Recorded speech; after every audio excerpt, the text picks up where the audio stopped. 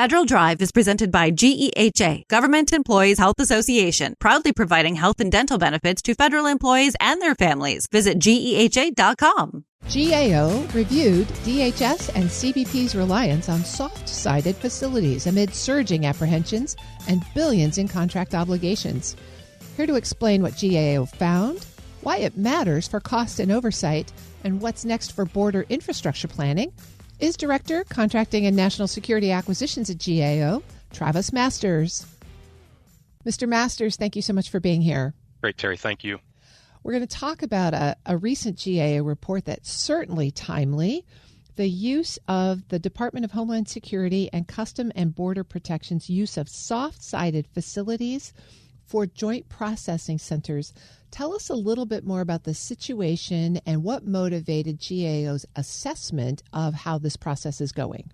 Well, Terry, as you probably are aware, most of our reviews are initiated at the request of Congress. And so in this case, that was the case. The Homeland Security Committees in both the House and the Senate requested that we take a look at DHS's contracting and use of soft-sided facilities at the southwest border for holding apprehended individuals and processing them. You know, in the 2019 through 2024 timeframe, the number of individuals at the border that were apprehended increased over that timeframe from about 850,000 individuals in 2019 to a peak in 2022 of about 2 million individuals. That's a lot of people.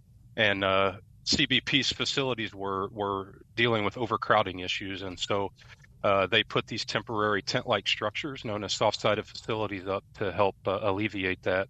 There was a lot of money associated with that as well. The cost for the facilities went from $170 million in 2019 to $1.4 billion in 2024. So given the numbers of individuals and the size of the cost, the Congress was interested in having us take a look at how those contracts were being managed and the facilities were being run. In the course of this assessment, your team visited multiple sites. You went on site to see what was happening. What were the most significant findings about how CBP planned for and provided oversight of these facilities? Yeah, we visited 4 facilities. At the time of our review, CBP had 7 total soft-sided facilities along the southwest border. We visited 4 of those, and we looked at 8 contracts out of the 69 they had for those.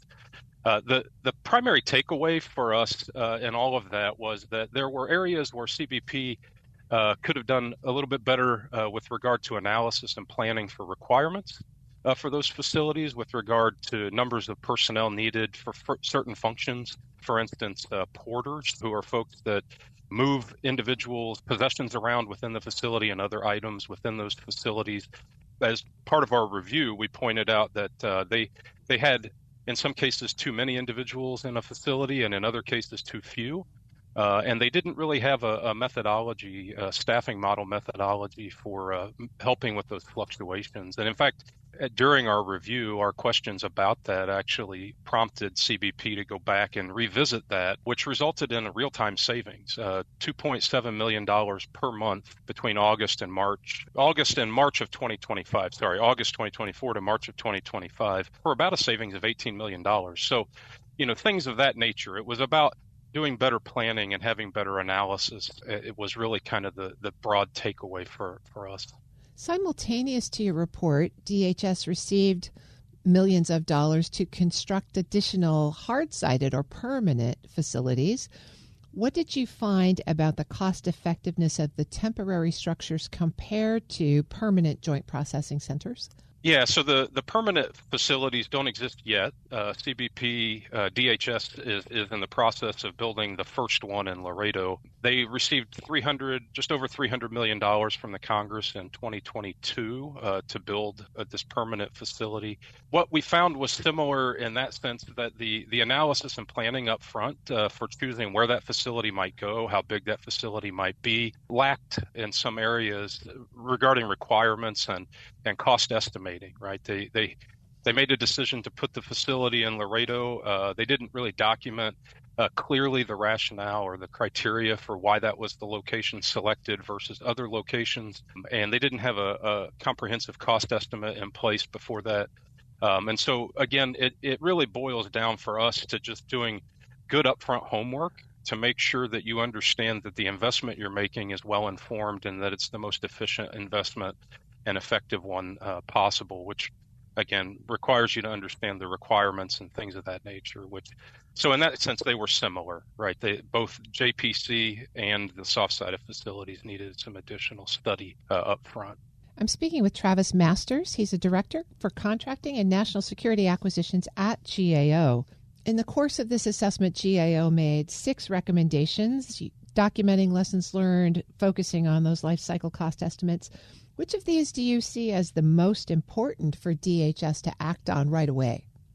Yeah, I think the lessons learned aspect, conducting the analysis necessary to kind of inform future decisions, is probably the biggest. We made some other recommendations as well regarding oversight of the contract and training of contract oversight officials, which are also important. But the lessons learned piece and the study and analysis piece regarding the Joint Processing Center, I think, are the keys. In March of 2025, CBP closed the soft-sided facilities that it had. The number of apprehensions went down. The soft-sided facility contracts were not extended. And so CBP kind of has an opportunity right now, now that there's sort of a lull in the number of individuals being apprehended, to take some time to think forward about, how would they plan for and react when numbers increase again? Because history shows us that the numbers do increase and decrease over time, and it's likely that the numbers will increase again at some point in the future. So we see that as really a target of opportunity for CBP to take some time to retrospectively look and document lessons learned so they can prepare for the future. That's a great point. DHS did concur with all of the recommendations, but you bring up an important point about capacity. Do they have the capacity and the skill sets to do this cost analysis, to do this planning? What would it take for DHS and CBP to really fully implement your recommendations? Well, just simply assigning the people to do the work, having an organization within DHS to take a look at the numbers historically, the contracts that were in place at the time, the data, very similar to the information that we collected and analyzed for our report, and then taking some time to sit down and look at. There are a number of best practice documents. We have GAO has best practices, for instance, for analysis of alternatives that we cite in the report that could help DHS as it plans for its Joint Processing Center investments, figuring out what's the best alternative, cost-effective wise or requirements wise. And so just taking some time to sit down and actually do the analysis, and then we'd like them to document that. I think it's important to document those lessons, not just simply have them in some individual's head or maybe in a collective group of heads, but have it on paper for the future individuals that will have to make those decisions as well, so that it's memorialized. DHS has other detention functions across other portions of its organization. Do you see a cross-fertilization of this skill set and making sure that they're considering the same factors as they're planning for other detention facilities? Yeah, absolutely. I mean, I think these are just general, basic, good analysis, good informed decision-making kinds of things that would apply regardless of the organization. Our report was focused on CBP specifically, but as you know and others know, right, ICE also has detention facilities that it manages and contracts for, and I think that these same principles, these same ideas are applicable to them as well. Yep. I've been speaking with Travis Masters. He's a director in the Contracting and National Securities Acquisition Team at GAO. Thank you so much for sharing this report with us.